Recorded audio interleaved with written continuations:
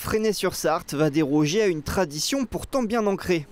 En ce début d'année, il n'y aura pas de cérémonie de vœux pour les habitants.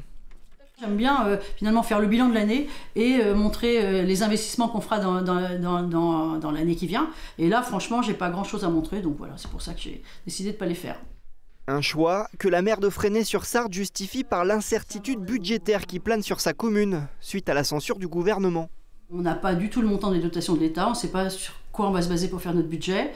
Et puis derrière, c'est tout un système qui finalement en découle. C'est-à-dire que quand l'État s'enrhume, nous, on a la grippe. Hein. On est dans une situation aujourd'hui qui est complètement dingo par rapport à ce qu'on a vécu avant. On n'a jamais vécu ça, nous, de pas connaître les dotations, d'avoir des trucs qui s'annulent à 3 mois de l'événement. Enfin, ça, on ne sait pas faire. Donc voilà, donc ça nous interpelle quand même. Et je pense que le fait de dire « je ne fais pas mes vœux parce qu'il y a ça qui se passe », eh bien, peut-être qu'en effet, ça va faire réfléchir les uns les autres, quoi.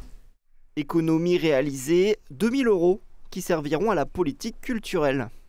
Non, c'est pas un coût énorme, mais par contre, 2 000 € ça paye un spectacle quand même, pour l'été, pour les atypiques. Hein.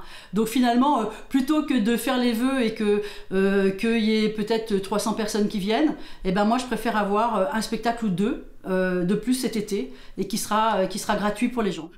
L'ancienne députée n'exclut pas de présenter ses futurs projets aux habitants plus tard, quand l'attente du budget et le début de l'année seront passés.